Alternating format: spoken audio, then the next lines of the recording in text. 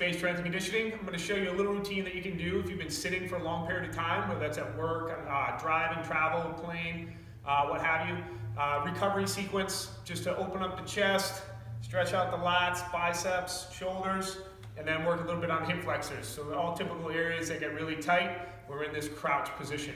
So you're going to take a long foam roller, you're going to sit tailbone right on the bottom piece of it, bottom half, lying down. So we're just going to adjust so that our head is on the roller, tailbone is on the roller. So from that position, we've got our feet bent, we're nice and stable so we're not rolling off. So you can just start with your hands open.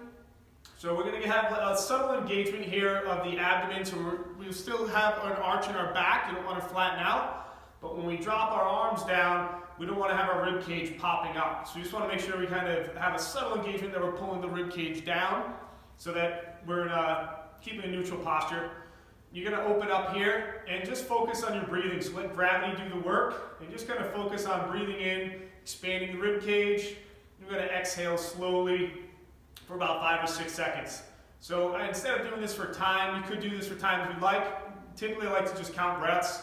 Do about 5 or 6 breaths, and with each breath try to get a little bit more relaxation in the tissues so we get a little bit more range of motion.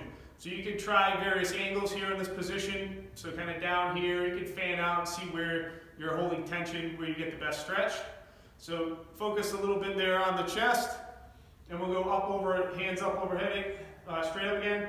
Then we're just going to alternate arm drop, reaching a little bit towards the wall, reaching a little bit away from us. Same thing, just letting that arm sink into that, making sure that rib cage isn't popping out. Focus on about 5 or 6 breaths, and then we can go up, switch sides.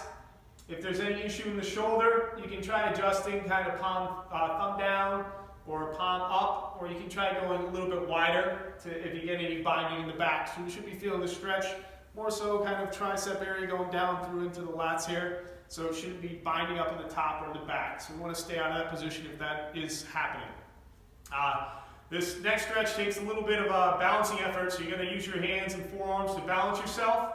You're going to lean a little bit, shift a little bit to one side. You're going to pull your knee up towards your stomach, get a good grip here, and then we would just slide out the opposite leg to get a stretch on the hip flexor.